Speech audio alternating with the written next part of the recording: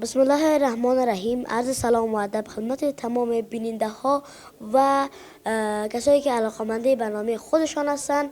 امیدوار هستم که خوب و خوش و سر حال باشین و لباس عافیت بتن داشته باشین. بازم خوش آمدین به یکی از برنامه‌های خودتان که برنامه ذکاوت است و مطمئن هستم که شما هم لذت شماری میکنین به خاطر دیدن برنامه. خب دوستای عزیز، باز هم آمدیم در یک از نقاط کابل و خواستیم که با یکی از مکاتب که در اینجا هستن با شاگرداشون سوال جواب داشته باشیم و البته امروز خواستیم به شما سرگرمی جدیدم آماده کنیم، چون میخوایم که یک بخش جدید را به شما معرفی کنیم و میریم دوستای عزیز اول به بخش اول برنامه. اما قبل از فراموش ما نشه که در بعد از بخش اول و دوم برنامه، بخش سوم برنامه یک بخش خیلی جالب است و مطمئن هستم شما هم از او خوشتان میاد.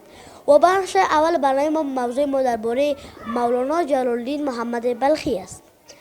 دوستای عزیز، مولانا جلال الدین محمد بلخی یکی از شاعران، نویسندگان، متفکران، عالمان بزرگ کشور عزیز ما افغانستان هستند. دوستای عزیز، ایشان کسی بودند که در ولایت بلخ متولد شدند و خیلی آدم هوشیار و عالم بودند. او در سال 604 هجری قمری مطابق به 1207 میلادی بود که اونا به دنیا آمدن و در اثر تحولات آن زمان به کشور ترکیه مهاجرت کردند. بعد از مهاجرت تحصیل خود را در قونیه سپری کرد و بعد از تحصیلات خود به طرف شعر رو آورد و در او قسمت از زندگی خود با شمس تبریزی آشنا شد و خواست که با او هم دوستی کنه و خیلی هم دوستای صمیمی بودن و در او زمان شمس تبریزی با مولانا خیلی کمک میکرد و باعث شده بود که مولانا یک شخص خیلی هوشیار شود. بعد از اون که شمس تبریزی مفقود شده بود، مولانا خیلی زیر تاثیر رفته بود و کارهایی را کرده بود و شاهکارهایی را انجام داده بود. حتی در او اثنا مثنوی معنوی کتاب بزرگی را از خود به جا گذاشت و بعد از اون دیوان شمس تبریزی را نیز نوشته کرد. دوستای عزیز، شمس تبریزی هم یکی از علما بود که دوست مولانا جلال الدین محمد بلخی بود و یکی از داستانایشان قسمی بود که روز مولانا کتابی که خورترک نوشته کرده بود او را میخواست که بخواند در پالی یک چشمه بود. تبریزی آمد و کتاب گرفت داخل چشمه انداخت. گفت چی میکنی شمس؟ آیا تو کتاب من نمیفهمیدی که یک کتاب خیلی بلند است؟ چرا داخل آب انداختی؟ دوباره شمس دست خود را داخل آب کرد و کتاب را از داخل آب بیرون کرد. دید که کتاب خشک است. یکی از حکمتایی بود که تبریزی داشت. خب دوستای عزیز، میریم به طرف بخش دوم برنامه. البته قبل از فراموش ما نشه که مولانا جلال الدین محمد بلخی در سال 672 هجری قمری مطابق به 1273 میلادی وفات کرد و روحشان شاد باشه و مقبره و آرامگاهشان در یکی از جاهای مهم معنوی کشور ترکیه می باشه و با کمال تاسف که ایران و ترکیه می که مولانا جلال الدین محمد بلخی از ما است. ولی خود مولانا چی میگه؟ من بلخیم سراسر ز غم و تلخیم. ایران در زمانی بود که شمس تبریزی مفقود شده بود، ایران سروده بود. خب دوستا، قسم گفتم بریم به طرف بخش دوم برنامه. خیلی شاگردا آماده هستن که سوالای ما رو جواب بدن و جایزه های ما آماده هستن. بریم به طرف بخش دوم برنامه.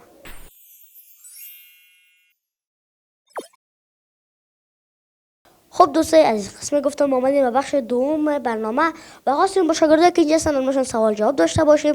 پس میریم از این دوستان شروع میکنیم. سلام علیکم، خوب هستین؟ سلام علیکم و رحمت الله. میشه خودتان رو معرفی کنید؟ من خودم میلاد فرزند محمد عالم کاظمی تخلص میکنم و متعلم صنف 6 مکتب لیسه خصوصی طلوع دانش است. ماشاءالله، آفرین میلاد جان. خب برنامه ما قسمی است که خود ما چند سوال میکنم. اگر درست جواب دادی برنده میشه، اگر ندادی خیر. درست است؟ بله. خب 5 کشور اروپایی را نام بگیر. اروپایی، جرمنی. جرمنی کشور نیست. کشور اروپایی، آلمان. بله. برزیل. برزیل نخیر. یکی که گفتی جرمنی است اون مرکز آلمان است. بله. پرتغال. پرتغال، دیگه فرانسه، بله. دیگه انگلستان. انگلستان، امریکا. نه خیر، امریکا نه، خودش امریکا یک قاره است و داخل قاره امریکا یک کشور بزرگ به نام ایالات متحده آمریکا است. فقط یک کشور دیگه بگو. کانادا. نه خیر. خب فرصت تا دست دادی ولی هنوز هم فرصت داری که چند سوال دیگه ما رو جواب بدی. درست است؟ بله. خب چند فواید مطالعه را به ما بگو. فواید مطالعه اولش این است که ما باید در یک جای آرام بنشینیم تا مطالعه کنیم، بهتر در ذهن ما بشینه. دیگه ای که فایده مطالعه چیست؟ فایده مطالعه این است که درس یاد میگیری. مثلا مطالعه میکنی، مشکلات ما رو حل میکنی. بله ماشاءالله. آخرین سوال که خودت میتونه موفق بسازه. درست است؟ مزله را تعریف کن. مزله. مزله بله. شکل هندسی است که بالاتر است. مزله مثلث منظورتان است یا؟ نه، مزله یکی از عنوانهایی که در درس هندسه آمده، در صنف پنجم. شکل هندسی بسته است که نه خیر، شکل هندسی است ولی بسته نیست. شکل هندسی است که 4 ضلع داره. نه خیر. خب جوابت خود درست نیست ولی هنوزم بفهم که فرصت داری. حتی در کلمه ناامیدی هم امید آمده. خب خود فرصت های تا دست دادی ولی امید داشته باش. حالا ما تو چند سوال خورتایی میکنیم که مطمئن هستی میره جواب داده میتونی. درست است؟ بله. از مضامین مکتب کدام مضمون زیادتر دوست داری؟ مضمون دری. ماشاءالله پیشرفت کردی؟ بله پیشرفت کردیم. حالا میتونی شعر بگویی؟ به زبان داری؟ بله. بله. خودتان گفته میتونی؟ خودم خود شعر جور نکردم مگه خودم شعر گفتم میتونم. خب یک شعر میشه به ما بگویی؟ میگه هر کی مکتب رفت آدم میشود، نور خلق چشم آدم میشه. بله ماشاءالله. آخرین سخن ما با خودت، پیامت به دوستایی که خودت همی از پردی تلویزیون میبینه چیست؟ پیام ما است که در افغانستان یک صلح سرتاسری میخواهیم، آرامی و همبستگی. بله درست است. زنده باشین، بخیر باشین. اگر در کل افغانستان همچون شاگردان داشته باشین مثل میلا جان که زحمت بکشن و آرزوشون که برقراری صلح سر افغانستان باشه، بدون شک افغانستان ما با صلح می باشه. تشکر میلا جان، زنده باشین. خب میریم به طرف دوست بعدی، ما با ایشان سوال جواب میکنیم. سلام علیکم. خوب هستید؟ الحمدلله. میشه خودتون معرفی کنید؟ نام من مدثر از تابش تخلص میکنم و از مکتب لیسیالی خصوصی طلوع دانش میباشم. ماشاءالله مدثر جان. خب برنامه ما میفهمی چه قسم هستی؟ بله بس نفر پرسر که پرسن کردیم بلد شدم. درست است. خب کلمه واتر چی معنی میده؟ بله؟ کلمه واتر چی معنی میده؟ واتر به کلمه انگلیسی است که به معنای آب میباشد. ماشاءالله آفرین. جواب درست است ولی هنوزم چند سوال دیگه باقی مونده که تو را موفق میسازه. درست است؟ درست است. خب زمین دارای چند قطب است؟ زمین دارای 2 قطب میباشد، قطب شمال، قطب جنوب. ماشاءالله آفرین. و سوال دیگه به خاطر که امتحان کردن هوش ذکاوت است و بتال موفق شدی. درست است؟ درست است. امروز از چند طریق میتوانیم برق را به دست بیاریم؟ برق را میتوانیم از طریق دریاها که از دریاها میباشد که ما سیستم داینامو میباشد که ما میتونیم برق را تولید کنیم. توربین ها میباشد که ما در طریقه ها میتونیم برق را بر کشورهای خود چی کنیم؟ پخش کنیم. دیگه از طریق نفت هم میشه، گاز هم میشه. خب یک کم دیگه میشه بگویی؟ یک خیلی مشهور است. از طریق باد. بله باد. خب خودت موفق شدی، 2 سوال ما رو جواب دادی ولی من خودم کم نقل دادم. درست است؟ خب در کل باید جایزه تو را ما بدم. بفرمایید. جایزه از طرف تلویزیون تعلیمی و تربیتی ملی است. خواستیم که در وسط درس‌هایتان بیایم هم شما رو تشویق کنیم و هم خواستیم که بر شما سرگرمی شود. خب از مضامین مکتب خودت کدام مضمون دوست داری؟ ما را مثل دوست پیشتر اندری را دوست دارم. خب میشه خودت هم با من شعر بگویی؟ بله یک شعر میگوید قبل از آن که دل برنجانی کلامت را بسنج، تیر رفته بر نمیگردد به آغوش کمان. ماشاءالله آفرین. خب به عنوان آخرین سخن با خودت پیامت با دوستای خودت میار از پرده تلویزیون میبینه چیست؟ پیام ما این است که مثل برادر دیگه ما در وطن ما صلح و آرامی باشد و هر نوجوانانی که باید کوشش کنند درس بخونند تا ملت ما پیشرفت کنند. ماشاءالله آفرین. امیدوارم که امنیت شود و افغانستان ما سرتاسر صلح داشته باشه و تمام مردم متحد باشن. زنده باشه مدثر جان. خب میریم به طرف آخرین شاگرد که این شاگرد انتخاب میکنیم. سلام علیکم و رحمت الله. خوب هستین؟ خوب هستین؟ شما شکر خوب هستیم. میشه خودتان معرفی کنید؟ ما اسم بارز احمدی و فرزند رامین احمدی، متعلم صنف ششم در مکتب لیسه عالی خصوصی طلوع دانش نمبر 2. ماشاءالله، آفرین. خب میخوایم که خودتان چند سوال کنیم و اگر موفق شدی خب میفهمید جایزه میدیم، اگر نشدی مشکل نداره نه؟ خب روند برنامه را میفهمید چه قسم است نه؟ بله. خب درست است. مواد مخدر از چند طریق میشه که وارد بدن انسان شود؟ مواد مخدر از چند طریق کسی که مواد مخدر را میزنه میشه در بدن، از طریق خوردن، از طریق خوردن، نوشیدن و دود تنظیق کردن، از دود کشیدن هم میشه. ماشاءالله، آفرین. جواب درست بود و اولین سوال ما را جواب دادی، ولی دو سوال دیگه مونده که تو موفق باشی. درست است؟ درست است. یک درس خیلی دلچسب است. مغناطیس را تعریف کن. مغناطیس چیز است که یک چیز رو به خود سیاهی است. سنگ سیاهی است که یک چیز رو به خود جذب میکند، مثلا آهن. خب فقط آهن را کش میتونه یا دیگر فلزات را میتونه که فلزات میتواند کش به خود جذب کند. خب جواب درست نیست. خب هنوزم فرصت داری، اگه سوال دیگه ما رو جواب بدی باز میشه خود برنده شوی. درست است؟ درست. خب میکروب ها رو تعریف کن یا پرازیت ها که میگن. میکروب ها چیز کوچک هستند که موجودات زنده و کوچک ذره‌بینی هستند که توسط میکروسکوپ می شود میتونیم او را ببینیم که او سبب مریضی انسان میشه. ماشاءالله، آفرین. پرازیت ها با چند نوع است؟ با 2 نوع، داخلی و بیرونی. ماشاءالله، آفرین. پرازیت هایی که داخلی هستن مثل کرم ها هستن و کرم های اسکاریس اینا، و بیرونی که هست مثل پشه و این چیزایی باشه. بله. خب خودت موفق شدی چون 2 سوال ما رو جواب دادی. از همکارای ما میخوایم که اجازهتون بتن و برز بریم به سوال اضافه. خب این جایزه هم از طرف تلویزیون تعلیمی و تربیتی ملی است و خواستیم خودتان یک تشویق کنیم و امیدوارم در تمام درسات موفق باشی. اما میخوایم که بر ما پیام بده که به دوستای خودت میبینه، به خانوادت، به دوستایت چیست؟ پیام ای است که زیاد در کشور افغانستان درس بخوانند، صلح باشد و با هم همبستگی کند. تعلیم و تربیه تعلیم و تربیه اساس یک کشور است. بله. خب تشکر، زنده باشی بارز جان و امیدوارم موفق باشی. میریم به طرف صنفای دیگه. زنده باشین و میریم با شاگردای دیگه ببینیم که کی میتونه سوالای ما رو جواب داده.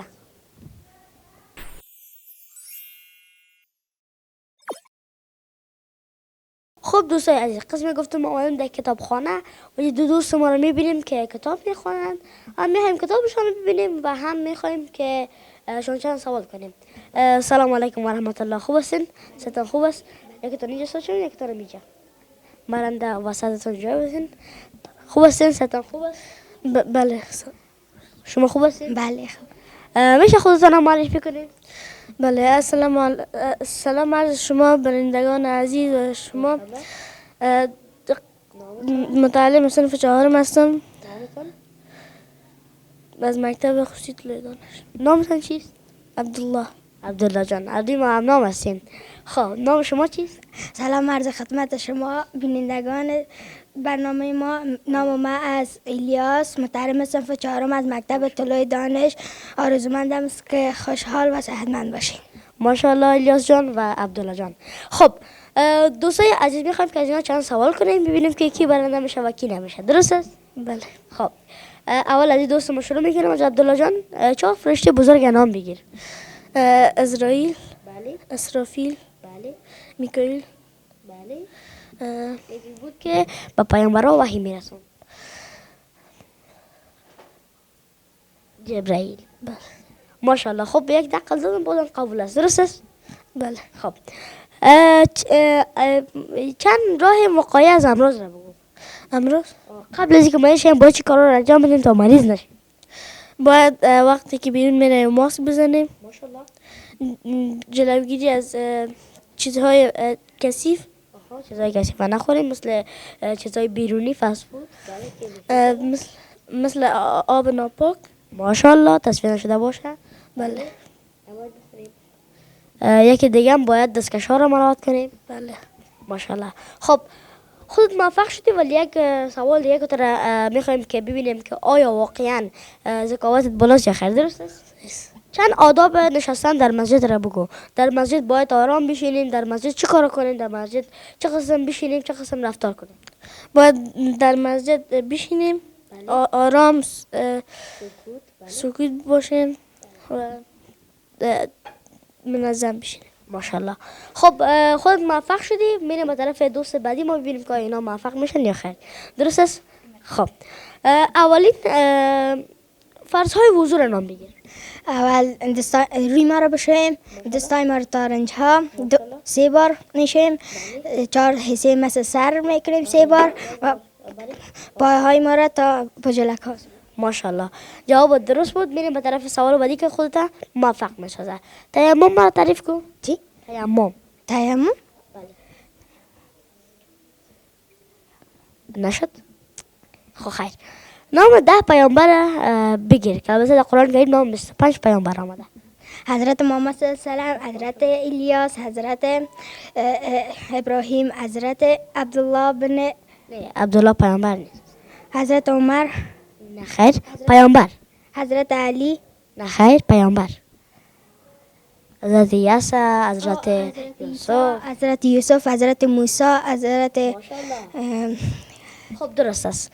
جواب هردویتان قبول است و با کمال خوشی که هردویتان موفق شدین، شاگردای لایق، و میخوایم که از همکارای ما که جایزه‌تان هم بدن. همچنان از شما چند سوال اضافه هم دارم. اول جایزه‌تان هم بدن که باز نگویید چرا جایزه ما ندادی. خب اول جایزه خودتان و دوم جایزه نامت الیاس بود نه؟ بله، الیاس جان. خب این بود چند جایزه که می‌خواستیم به شما بدیم. شما هم تشویق شوین و هم ببینیم چقدر ذکاوت دارید. و خودت عبدالله جان بگو که از مضامین مکتب کدام مضمون دوست داری؟ داری. ماشاءالله. از ورزش و اینا چی کدام ورزش دوست داری؟ فوتبال، والیبال. ماشاءالله. خب خودت چطور؟ الیاس جان.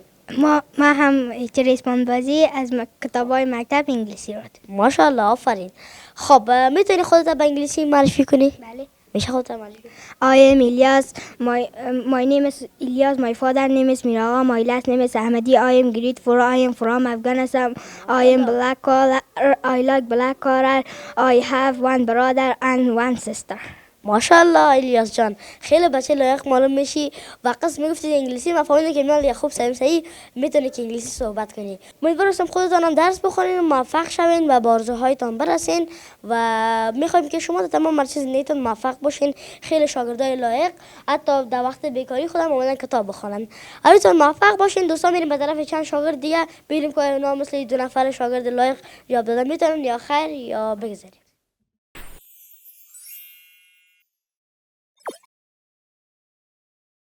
خب دوستای عزیز، قسم گفتیم اومدیم در لابراتوار و خواستیم که با شاگردای اینجا هستن امروزشون سوال جواب داشته باشیم و اینا هم مصروف بودن که نمیفهم مصروف چی بودن. این جزء سوالای ماست که ببینیم چی کار میکردن و چی مصروفیت داشتن. خب از این دوست شروع میکنیم. سلام علیکم، خوبین؟ بله. میشه خودتون رو معرفی کنید؟ اسم مدثر ولد عبدالفرید، تخلصم شکری، متعلم صنف 5 در مکتب لیسه آل قصی طلوع دانش نمبر 2. ماشاءالله. کمی که بلند صحبت کن مدثر جان. خب میریم به طرف دوست بعدی ما اینا معرفی شدن میگیریم، بعد از اون میریم طرف سوال جواب ما. سلام علیکم، خوب هستین؟ ما خوب هستم، شما چطور هستین؟ الحمدلله. شما کم بلند صحبت کنین و بعد از بگوین که نامتان چیست؟ زما نوم میرویس، پلار نوم قیس، زما تخلص حیدری ده. زه په 5م ټولګي کې د لوست وایم. زه په خصوصي طلوع دانش خصوصي ښوونځي کې لوست وایم. خب دوستان، معرفی از ایشون نگرفتیم و میریم ازشون سوال میکنیم که شما چی میکردین؟ مصروف چی بودین؟ مصروف میکروسکوپ بودیم که درسایی در پارازیت ها بود و میخواستیم معلوم کنیم پارازیت ها. خب ببینین. بله. خب برای ما قسمی است که من شما چند سوال میکنم، اگر درست جواب دادین برنده میشین، اگر ندادین خیر. و قسمی است که کسی برنده شد بهشون جایزه میدیم و اگر نشدن مشکل نداره، درست است؟ خب اول مدرس جان شروع میکنیم. در یک صنف 42 دانه چوکی باشه، در او صنف چند دانه شاگرد جای میشه؟ 42 دانه. جواب مدرس جان با کمال تاسف درست نیست. چون این سوال ذهنی بود. یک بار دیگه هم برات میخوانم. سوال ذهنی است، متوجه باش، کمی با عمیق فکر کن برش. در یک صنف که داخلش 42 دانه چوکی باشه، داخلش چند دانه شاگرد جمع میشه؟ 42 دانه. جواب مدثر جان مکمل تاسف درست نیست. خب امروز هم فرصت داری، برای ما اقلیم را تعریف کن. اقلیم نشان دهنده اجتماعیت است. اجتماعیات است که در اقلیم نشان دهنده آب و آب و خوراک. نه خیر. خب جواب درست نیست. یک سوال دیگه میکنیم که ببینیم آیا جواب دادن میتونی یا خیر. درست است؟ بله. خب کلمه ریاضی چی معنا میده؟ کلمه ریاضی یعنی چی؟ بگذاریم. خب بر صورت خود سوالای ما رو جواب دادن نتونستی، ولی سوال اضافی ما رو همراه خود می داشته باشیم. از مضامین مکتب کدام مضمون رو دوست داری؟ من دریجه. ماشاءالله. برای ما نوشته کرده میتونی؟ بله. ماشاءالله خیلی املا و خط یاد داشتی. خب یک موضوع دیگه هم هست، بر ما بگو که یک تا شعر خورترک بر ما گفتن میتونی؟ یک ترانه خورترک؟ بله. خب میشه به ما شعر کوچک بگو؟ اندازه نگه دار که اندازه نیکوست، هم لایق دشمن هم لایق دوست. ماشاءالله آفرین. خب جواب درست نبود، ولی معلوم میشه خیلی بچه درس خوان هستی و فقط چیزی که نتونستی جواب بدی کمی بود که کم مصروف درس ها بودی و این سوالا زیاد رفته بود. مشکل خاصی نداره. خب پیامت به دوستای خودت هم میبینه چیست؟ آرامی باشه، صلح باشه، یک پارچگی و درس بخوایم تا کشور ما پیشرفته شود. ماشاءالله آفرین. بدون شک حتی خردترین طفل افغانستان هم میخواد که صلح در افغانستان باشه، پس باید کوشش کنیم که صلح را در افغانستان برقرار کنیم. زنده باشه مدثر جان. خب میریم به طرف سوالای دیگه ما که با دوست دیگه ما سوال جواب کنیم. خب اندرس ها رو تعریف کن. اندرس یا امو پنده ها. نشد؟ نه. خب مشکل نداره، روزم فرصت داری. روزهای هفته را به انگلیسی نام بگیر. Saturday, Sunday, Monday, Tuesday, Wednesday, Thursday, Friday. ماشاءالله جواب درست بود و یک سوال دیگه خودت هم میتونه موفق بسازه. درست است؟ معجزه حضرت محمد صلی الله علیه و سلم فقط 2 دانش نام بگه. معجزه حضرت محمد صلی الله علیه و یکی قرآن کریم خواندن بود. نه خیر. دوباره جواب بده. قرآن کریم. ماشاءالله. یک دونه دیگه هم بگو خلاص. دوباره مهتاب است. مهتاب دو نصب کرده. ماشاءالله که جوابش شق القمر است. ماشاءالله خودت جواب سوال ما را درست دادی و خودت با کمال خوشی که برنده شدی. خب همکارا جلوی شنوتن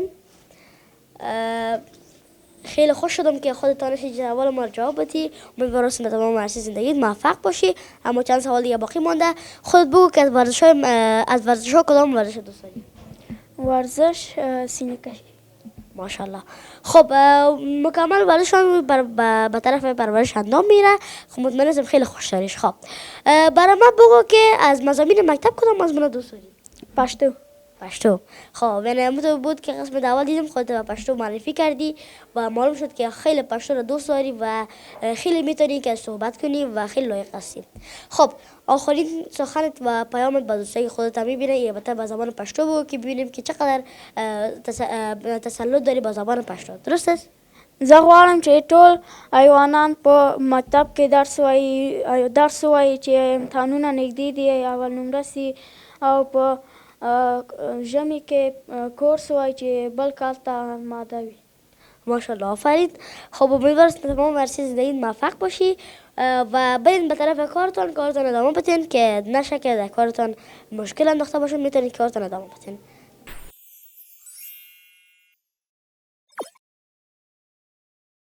خب دوستای عزیز آمدیم به بخش سوم برنامه و میخواهیم با شاگردایی که اینجا هستن همشون سوال جواب داشته باشیم و بخش سوم برنامه ما قسمی است که من شما چند سوال میکنم، هر کسی زودتر فهمید دست خود را بالا میکنه و جواب بر ما ارائه میکنه.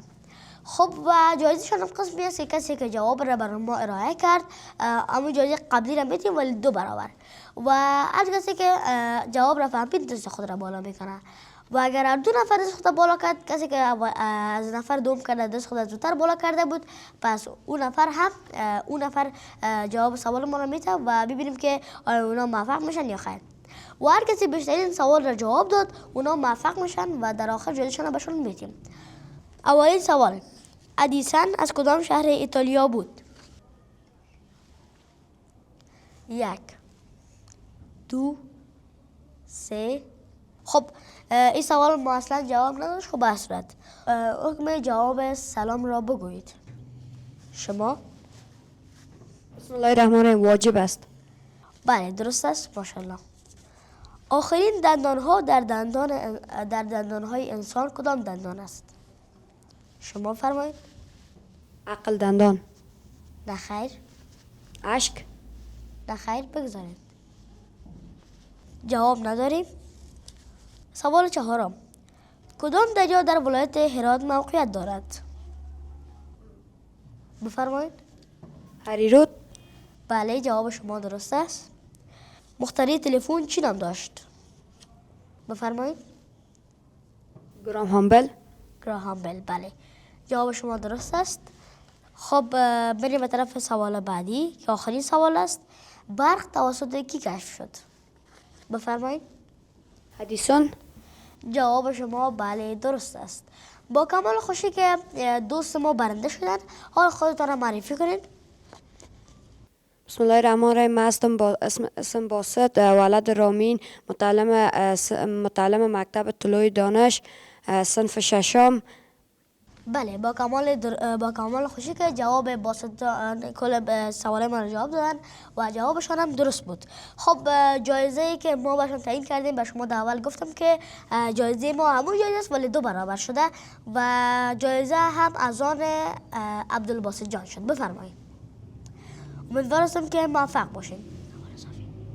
تشکر از شما 2 نفر که به ما وقت دادین و امیدوارم تمام ارزش زندگیتان موفق باشین. خب دوستای عزیز کم رسیدیم به اخیر برنامه و میخوایم که با شما خداحافظی کنیم و تا برنامه های بعد که من عبدالله و ایدپور با شما عزیزان بیننده قرار میگیرم. الله حافظ و نگهدارتان تا درود دیگر. بدرود.